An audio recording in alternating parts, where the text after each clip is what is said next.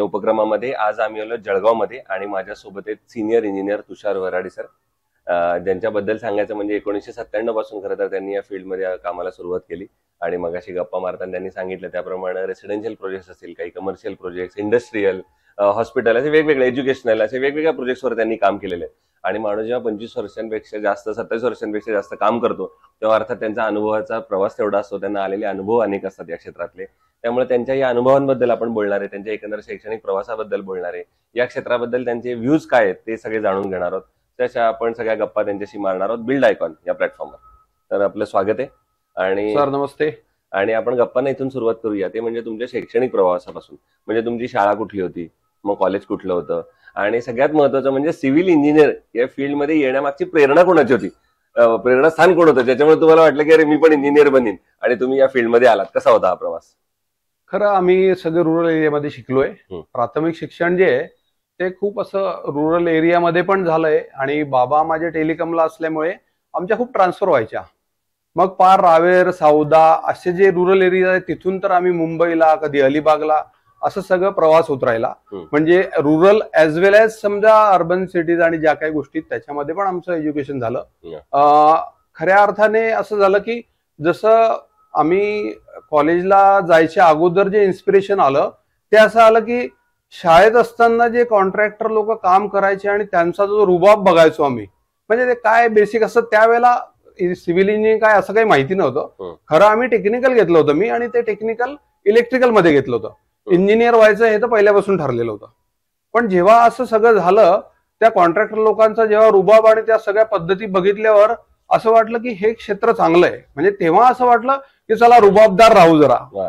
आणि असं करता करता नंतरून एक रुची डेव्हलप झाली की आपण काहीतरी डेव्हलपमेंट जे आहे, जे आपल्या देशामध्ये सगळ्या ज्या डेव्हलपमेंट चालू आहेत, मग आपल्या डेव्हलपमेंटच्या रिलेशन जर बघितले तर आपले ऍज गुड ऍज खेडेगावातलं छोटं घर असू द्या, मोठा एखादा नॅशनल हायवेचा प्रोजेक्ट असू द्या, का तुम्ही डॅम्स असू द्या, हे सगळं जे राष्ट्राचं उत्पत्तीचं कार्य आहे हे सगळी सुरुवात आपली सिव्हिल इंजिनिअरिंग पासून होते. आता ह्या सगळ्या क्षेत्रामध्ये काम करायचं तेव्हा जेव्हा इंजिनिअरिंगला गेल्यानंतर तेव्हा जास्ती डोक्यात आलं की हेच काम आपल्याला करायचंय. इन्स्पिरेशन वेगळं होतं आणि इथे आल्यानंतर सगळा अनुभव वेगळा राहिला. क्या बात आहे. त्या रुबाबापासून तुम्ही सुरुवात केलीत की ते मान सन्मान रुबाब वगैरे हवाय, पण जेव्हा ऍक्च्युअल काम करायला लागला तेव्हा ते स्ट्रगल एक वेगळा असतो. कारण आपण शिक्षण घेतो, अनुभव घेतो, आणि जेव्हा पहिला प्रोजेक्ट आपण करतो तर तो एक अनुभव वेगळा असतो. तर तो स्ट्रगल पिरियड कसा होता, आणि पहिला जेव्हा प्रोजेक्ट तुम्ही हातात घेतला असेल इंडिव्हिज्युअल पहिला प्रोजेक्ट, तर त्याचा अनुभव कसा होता तो पण आम्हाला ऐकायचा आहे. ते कसं रुबाब आणि हे सगळ्या गोष्टी लांबून बघायला जेवढी मजा येते ना, तर जेव्हा माणूस ज्याची जळते त्याला कळते असं एक जे म्हण आहे ना, तेव्हा जसं सुरुवातीचा स्ट्रगलिंग पिरियड होता की गेल्यावर आपण साहेब आहोत एवढं असं वाटायचं, सूटबूट घालून गेलो, आणि साईटवर गेल्यावर खऱ्या अर्थाने सिव्हिल इंजिनिअरिंगचं थेरॉटिकल नॉलेज होतं, पण आम्हाला टेक्निकल नॉलेज त्या मानाने तसं कमी होतं. साईटवर प्रॅक्टिकल काय काय एक्सपिरियन्स आहेत ते नव्हते. त्याच्यामुळे सुरुवातीचे 1-1.5 वर्ष असे स्ट्रगलिंग मध्ये गेले की या साहेब लोकांना प्रूव्ह करायचं की आपण तुमचे साहेब आहोत. म्हणजे आमच्याकडे सगळे जे कॉन्ट्रॅक्टर आणि एम्प्लॉईज असतील त्यांच्यापेक्षा आम्हाला जास्ती गोष्टी माहिती पाहिजे. मुळात तसं नव्हतं. सुरुवातीला आम्ही लर्निंग फेज मध्ये होतो. म्हणजे आम्हाला आमचे जे सिनियर बॉस असतील, जे एक्झिक्युटिव्ह इंजिनियर्स असतील, काही कन्सल्टंट असतील, त्यांच्याकडून सगळं नॉलेज मिळालं. आणि प्रॅक्टिकली काही गोष्टी जे साईटवर मुकरदम म्हणतो आपण, ठेकेदार म्हणतो, त्या लोकांकडून पण शिकायला मिळाल्या. आणि आपण त्या प्लॅटफॉर्मवर तसं राहिल्यामुळे कदाचित खूप छोट्या छोट्या आणि बारीक बारीक गोष्टी ज्या आपल्याला प्रॅक्टिकली तेच लोक समजवू शकतात अशा शिकायला मिळाल्या. आणि 1-2-2.5 वर्षांनी मात्र परिस्थिती वेगळी झाली. ज्या लोकांनी आम्हाला शिकवलं ना त्याच लोकांना आम्ही शिकवायला लागलो की आता हे कसं करायचंय. असं सगळा प्रवास जो होत गेला, तर ह्याला जवळजवळ 2-2.5-3 वर्ष लागले. आणि आम्ही तेव्हा लर्निंग फेज होती, तेव्हा छोटी मोठी कामं. एक टर्निंग पॉईंट जो झाला ना, मी जळगावलाच काम करत होतो, पण आमची कंपनी जी बीटा असोसिएट प्रायव्हेट लिमिटेड जी आहे ती वेगवेगळ्या ठिकाणांवर, म्हणजे पुण्याला पण काम करते, सेंद्वेला पण काम करते. वेळ पडली तर असं एक 300-400 किलोमीटरचा जो फेज आहे ना, त्या पूर्ण सर्कम्फरन्स मध्ये आम्ही काम करतो. मला सुरुवातीला 1-1.5 वर्ष असं वाटलं की चला आपण तर जळगावमध्ये सेट होतोय. आणि एक चॅलेंज असं आलं की आम्हाला प्रोजेक्ट आला सोलापूर, जवळ जो सोलापूर हायवेला कुरकुम आहे ना, त्या MIDC मध्ये एक फॅक्टरीचा प्रोजेक्ट आला. आणि तो जळगावला असतानाचं काम म्हणजे असं होतं की सगळे आपल्या आजूबाजूला आपले असोसिएट आहेत, साहेब आहेत, इथे लागणाऱ्या सगळ्या रिसोर्सेस आपल्याला जवळ अवेलेबल होत्या. जेव्हा हे असताना काम तसं सोपं होतं. खरी मजा तेव्हा आली की जेव्हा मी कुरकुम MIDC मध्ये कामाला गेलो. कुरकुम MIDC मध्ये गेल्यावर तर असं झालं की एकही एजन्सी ओळखीची नाही, एकही माणूस तिथं ओळखीचा नाही आणि खरं ट्रेनिंग तिथे सुरू झालं. म्हणजे छोटंसं एक्सकॅव्हेशनला आपल्याला मशीन पाहिजे तर जळगावला 10 मशीनवाले ओळखीचे होते, 10 लेबर गँग ओळखीच्या होत्या. तिथे गेल्यानंतर एक होतं की कुठून शोधायचं. मग तिथे आम्ही पार असे जे पाडे असतात, चौफुल्या असतात, तिथे सगळे लेबर जे बसायचे ते शोधून त्यांना आणून त्यांच्याकडून काम करणं, सब कॉन्ट्रॅक्ट नेमून घेणं, ते करणं. आणि ते करत असताना आजूबाजूला कोण नव्हतं. बॉस पण तुषार बराडे होते आणि सगळे असोसिएट पण तुषार बराडे होते. त्याच्यामध्ये असं झालं की डिसिजन मेकिंग आलं आणि हे डिसिजन मेकिंग स्वतःच करायचंय असं समजल्यानंतर प्रत्येक वेळेला चुकीचा असो वा बरोबर असो निर्णय घेण्याची पद्धत डेव्हलप झाली. जो आहे तो निर्णय घ्यायचा आणि पुढे जायचं. मे बी त्याच्यात काही निर्णय चुकले पण त्यातून आम्ही शिकलो की हे चुकीचे निर्णय पुढे आपण रिपीट नाही करायचे. आणि अशा याच्यातून तो प्रवास सुरू झाला आणि तो कॉन्फिडन्स जो तिथे बिल्ड झाला ना, जे जळगावमध्ये 2 वर्षात शिकलो ना, अक्षरशः कुरकुम मध्ये गेल्यानंतर मला असं वाटतं हा 2 वर्षाचा प्रवास कुरकुम मध्ये 2च महिन्यात झाला. आणि साधारणतः 5 महिन्याचा प्रोजेक्ट आम्ही 4.5 महिन्यामध्ये आम्ही कंप्लीट केला. आणि ते सगळं श्रेय जातं आमचे जे बॉस आहेत भरतभाई अमळकर, त्यांनी मला खूप पुश केलं आणि त्यांनी खूप सहकार्य केलं. तसंच आमचे विजय फडणीस सर आहेत, त्यांनी पण जसं फोनवर, तेव्हा असं मोबाईल्स नव्हते. मी जेव्हा हे काम केलं ना ते 98-99 ला केलं, तेव्हा प्रोजेक्ट आम्ही जायचो तर आम्ही रात्री केव्हा तरी STD अवर्स कमी रेट असतील तेव्हा एकमेकांशी बोलायचो आणि मी दुसऱ्या दिवसाचा काही अडचणी असतील तर त्या दोघा तिघांशी बोलून मग पुढचे निर्णय घ्यायचो. पण ते जे सगळं करायला लागलं ना ऑन ग्राउंड, तिथे तलवार घेऊन लढायचं कुणाला होतं? सेनापती आम्हीच, सैनिक आम्हीच, मावळे आम्हीच. त्याच्यामुळे खऱ्या अर्थाने तो एक टर्निंग पॉइंट ठरला जो कुरकुम MIDC ने आम्हाला दिला. आता येऊया या क्षेत्रातल्या काही प्रश्नांकडे. त्यातला पहिला प्रश्न आहे जळगाव बद्दलचा. म्हणजे तुम्ही या भागात जास्त काम करताय, बाहेरही करताय, पण या सगळ्या सेक्टरमध्ये अकुशल कामगार किंवा अनस्किल्ड लेबरचं पर्सेंटेज फार मोठं आहे आणि अशा लोकांबरोबर काम करणं बऱ्याचदा धोकादायक सुद्धा ठरू शकतं, एखादी दुर्घटना सुद्धा होऊ शकते. तर तुम्ही कशी ती परिस्थिती हाताळता साईटवर? आमच्याकडे कसं आहे ना की जनरली हे सगळं आहेच. आपण लेबर लोकांना एज्युकेट करायला गेलो, समजा हेल्मेट घालणं एक एकदम बेसिक गोष्ट आहे. हेल्मेट घालायला पाहिजे हे जसं त्या दुचाकी स्वारांना कळतंय की आपला जीव असतो, तसं साईडवरच्या लोकांना पण कळतंय की हे आपल्या सेफ्टीसाठी आहे. पण रिलक्टन्स एवढा असतो, त्याच्यामुळे आम्ही हेल्मेटची सक्ती करतोच. सेफ्टी शूज असतील काही लोकांना ते करतो. यांना आपल्याला सगळ्यांना एकत्रित घेऊन त्यांचं प्रबोधन केल्याशिवाय हे लोक करत नाही. आणि प्रबोधन करा प्लस स्वतः काही इम्प्लिमेंट करायला लागतं. आपण स्वतः त्या गोष्टी केल्या तर हे लोक आपल्याला फॉलो करतात. तर माझं असं मत आहे की आपण या सेफ्टी ज्या काही आपल्या गोष्टी असतील, जे गॅजेट्स वापरायचे असतील सेफ्टीच्या अनुषंगाने, ते स्वतः आपणही वापरायला पाहिजे. आपल्या लोकांना, आपल्या असिस्टंट, साईटवरचे इंजिनियर्स, असिस्टंट, सुपरवायझर हे असतील, ह्या सगळ्या लोकांनी युज केलं ना तर त्या लोकांना असं कळतंय की साहेब लोकच स्वतः युज करतायत तर आपल्यालाही करणं मस्ट आहे. आणि तेव्हाच आपण सांगू शकतो की तुम्ही हे वापरा. आणि असं केल्यामुळे बट नॅचरल आहे, हे करतात. आणि केव्हा तरी अपघात तर होतातच छोटे मोठे. एखाद्या अपघातात जेव्हा तो प्रसंग होतो आणि जर हे इक्विपमेंट्स असतील आणि काही असेल तर त्याची जे हानी असते ती कमी होते. होत नाही असं नाही, थोडं प्रमाणता होऊनच जातं, कमी होऊन जातं.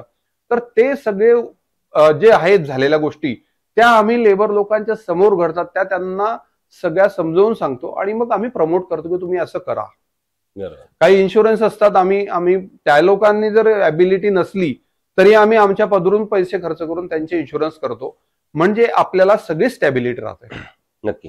दुसरं, रेसिडेन्शियल मध्ये काम करताना तुम्हाला एक प्रश्न कायम जाणवला असेल, ते म्हणजे तो समोरचा कस्टमर काय म्हणतो, माझं बजेट थोडं कमी आहे, एवढ्याच बजेटमध्ये बसवून द्या. आणि अशा वेळेला बजेट आणि क्वालिटी या दोन्हीचा समतोल मग तुम्ही कसा राखता? बेसिकली असं आहे सर की जेवढं काही आता कॉम्पिटिशन आहे, आणि तसं कॉम्पिटिशन म्हणण्यापेक्षा काम मिळवण्यासाठी स्पर्धा आहे, त्याची प्रॅक्टिसेस जे आहेत ना कुठल्याही लेवलला, म्हणजे जळगाव असू देत किंवा रुरल एरिया किंवा मोठ्या सिटीमध्ये पण असंच झालं की आपल्याला काम मिळालं पाहिजे म्हणून कॉन्ट्रॅक्टर खूपच लोअर रेटला काम करतात. मुळात आमचा मोटो तसा नाहीये, आम्ही क्वालिटीत काम करतो. रेट आमचे बाकी लोकांपेक्षा तिनेच आम्ही काम करतो आणि आमचं बल्क परचेस करण्याकडे जास्ती कल असतो. म्हणजे आम्ही जनरली काय करतो की आमची जी कंपनी आहे याच्यामध्ये 15-20 प्रोजेक्ट एकदा चालू असतात. मग आम्ही जेव्हा केव्हा आम्हाला सिमेंट घ्यायचंय तर आम्ही असं नाही की गेलो आणि 50 बॅग घेतल्या आणि 100 बॅग घेतल्या. आम्ही काहीतरी कॉन्ट्रॅक्टिंग करतो, प्रोजेक्ट करतो. जसं आयकॉन बरोबर पण आम्ही काम करतो तर आम्ही प्रोजेक्टमध्ये परचेस करतो आणि भले मग आम्ही ते थोडं डिस्ट्रीब्यूट करून घेतो ऑर्डर्सनुसार. त्याच्याने काय होतं की मुळात तो बेनिफिट आहे तो कधीतरी आम्हाला डायरेक्ट होतो किंवा जर ते कॉन्ट्रॅक्टरने आम्ही जर घेतलेलं असेल काम, समजा मटेरियल सकट घेतलंय तर आम्हाला होतो. समोर जर आम्ही मॅनेजमेंट बेसिसला घेतलेला असेल तर तो जो आहे तो त्या यांच्या पॉकेटमधले पैसे असतात, क्लायंटच्या पॉकेटमधले.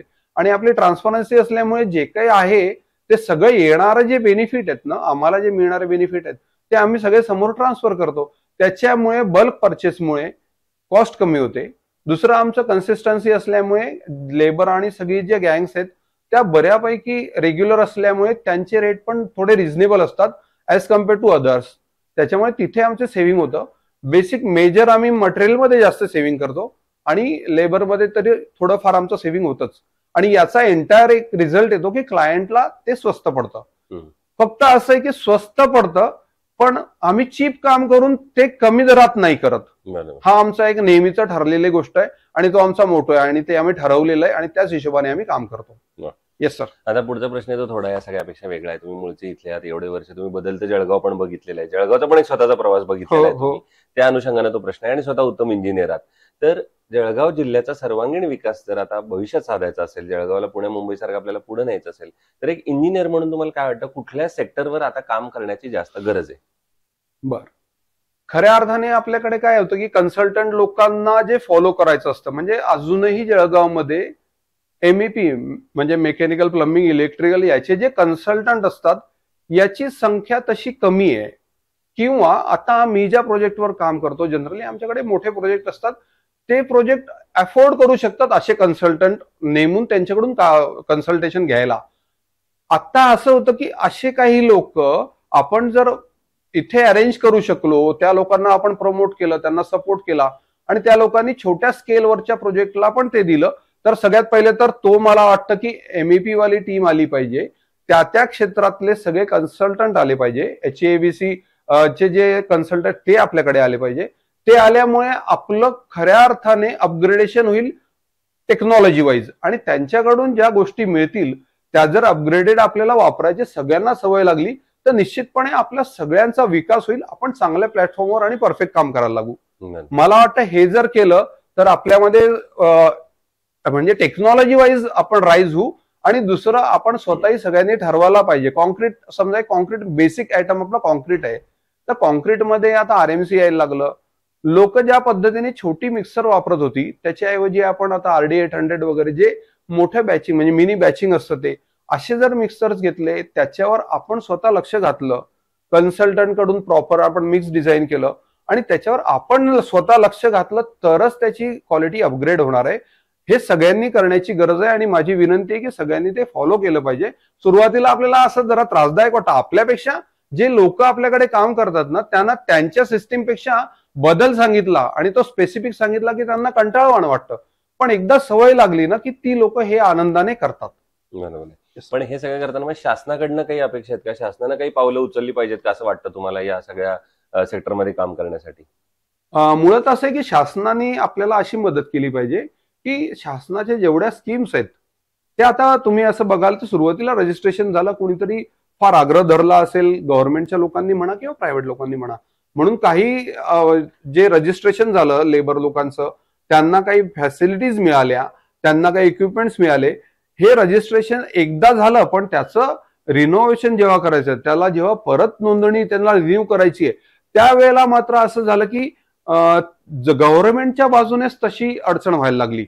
एक ती झाली. दुसरी लेबर ऑफिसर आणि हे जे सगळे लोक आहेत या पद्धतीने जुने जे लोक होते त्यांच्याकडे गेल्यावर त्यांनी सुरुवातीला टार्गेट्स असतील म्हणून ज्या पद्धतीने केलं, आता नवीन वेळेला हे सगळं काम करणं आपले लेबर आहेत ना तसे इतके टेक्नोसॅव्ही नाहीयेत.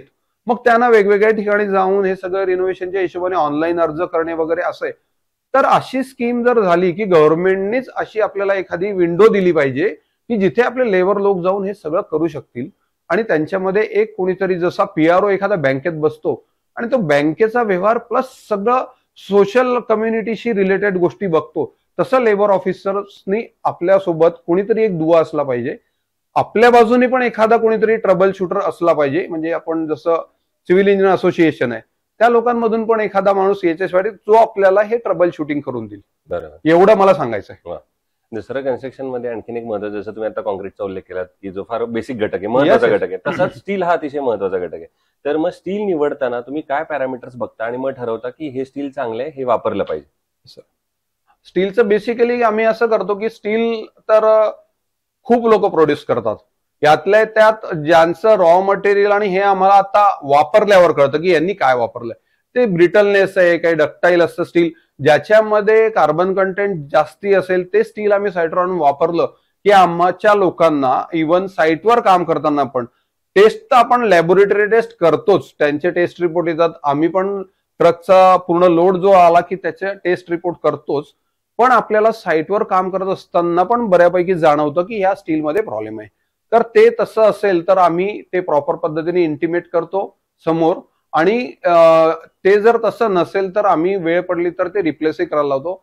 अशा सगळ्या गोष्टी स्टीलमध्ये आम्ही फॉलो करत असतो.